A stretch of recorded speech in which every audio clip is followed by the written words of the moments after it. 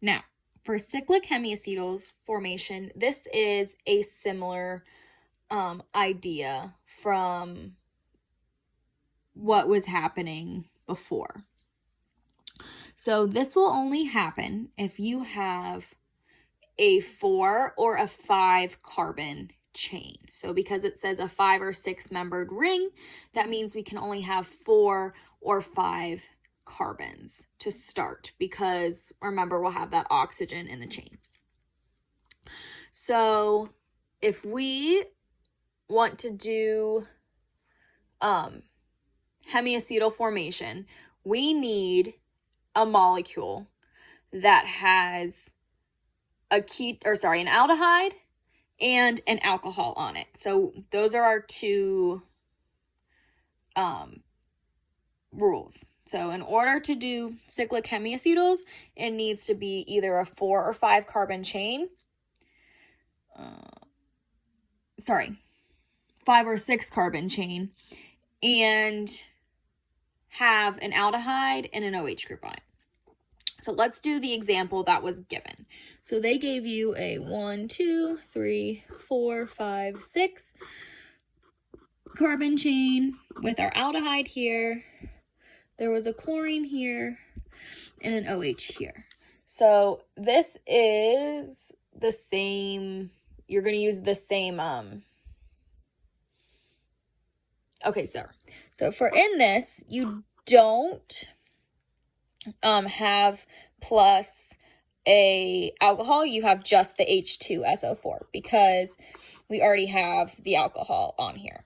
So in order to form this hemiacetal, we, again, doing the same thing, we're going to break this double bonded oxygen and make it an OH group, and we're going to give an OR group.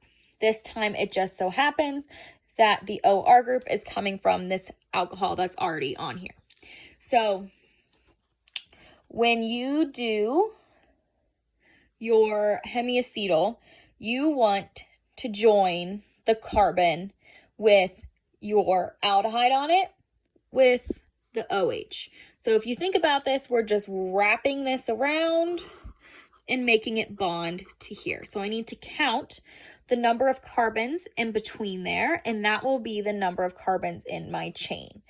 So that would be a 1, 2, 3, 4 carbons with an oxygen. So that's a 5-member chain. So that's going to look like a pentane. So I find it's easiest to just draw out your pentane first and then erase it and draw an oxygen.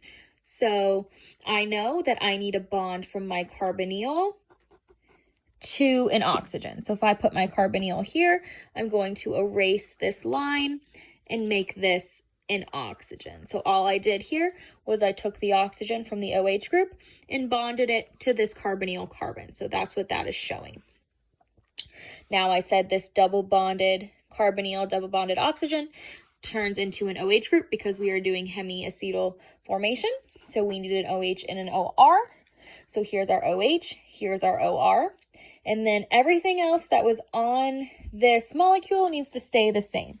So if I look from the original molecule, if this is carbon 1, I had a chlorine on carbon 3. So carbon 1, carbon 2, carbon 3. So this becomes, I need my chlorine there. And then if I look at the rest of it, so I had 1, 2, 3, 4, 5, 6 carbons to start. So I need that same number of carbons to end. So if I have that OH on the 1, 2, 3, 4th carbon, then that means I also have a ethyl on the 4th carbon. So 1, 2, 3, 4, that becomes my ethyl. So see how this becomes that. And then my OH became this oxygen. So cyclic hemiacetals can be kind of difficult. If you see a molecule that has an aldehyde and an OH and just H2SO4, you know this is cyclic hemiacetal formation.